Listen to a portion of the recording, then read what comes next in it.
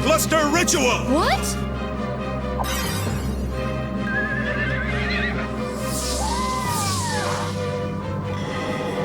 Combining the energies of my two separate monsters. And the forces of light and darkness intertwine, opening the gates of chaos, bringing forth the Blackluster Soldier. Now, Blackluster Soldier! Chaos Blade attack!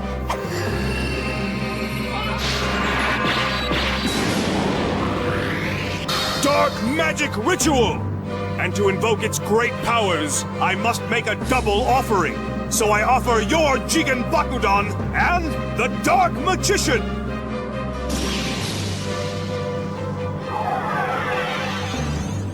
A new power is brought forth! Behold! The Magician of Black Chaos!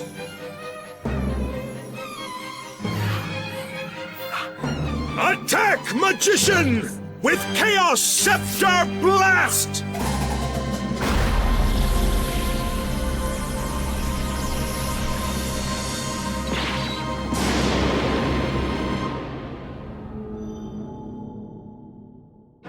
As long as you are controlled by the shadows, you will never be able to defeat me!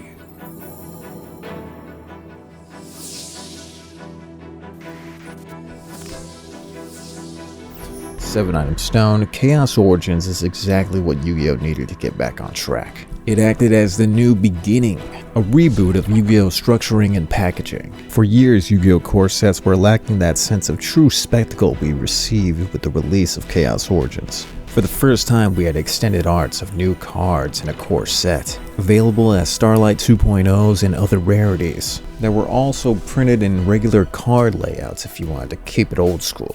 But the introduction of extended arts in the OCG and TCG had revitalized the Yu-Gi-Oh! Card game for both players and collectors. The theme of Chaos Origins highlights the union of light and darkness. This doesn't just distinguish the difference between the two monster attributes, it also represents the two souls that reside in Yu-Gi-Oh! To me, 2026 is the year that Yu-Gi-Oh! Got its groove back. Is it nostalgia bait? Yes, but I believe it to be more than that. It's important to remember why we're all Yu-Gi-Oh! Fans to begin with. And no matter what generation of Yu-Gi-Oh! You were introduced to, or what format of the game you like to play the most, the reason why any of it was possible was the Duel Monsters era of Yu-Gi-Oh! That was the point in time when it became a cultural phenomenon and entered into the zeitgeist of humanity. Kazuki Takahashi's creation had captivated generations of the populace. The characters and concepts from Yu-Gi-Oh! Duel Monsters is what set it apart from what was already out there.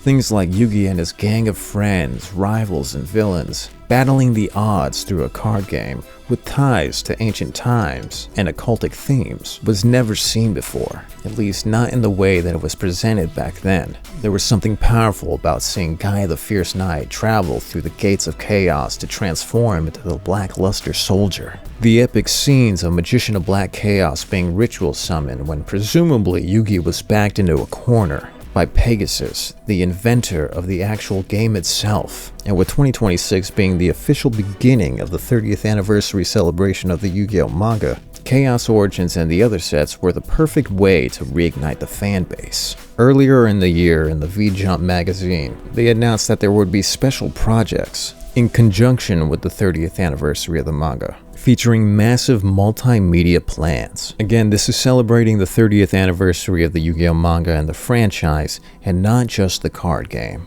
I know the 25th anniversary went on for a while, for the card game at least, but this is different. And you can call it copium, you can call it hopium, but I strongly believe that this may be hinting at a Yu-Gi-Oh! Duel Monsters reboot of some sorts, new anime or movie project. And you know, critics, especially within the Yu-Gi-Oh! Fan base, don't think this is possible with the sudden passing of the creator Kazuki Takahashi. But like I and other passionate fans have said before, anything is possible. A reboot doesn't have to be a one-for-one redo. It can combine both old and new concepts and storylines intertwined. And in case you didn't know, all the characters from the different Yu-Gi-Oh! Animes currently have a conjoined continuity within the Duel Links mobile desktop game.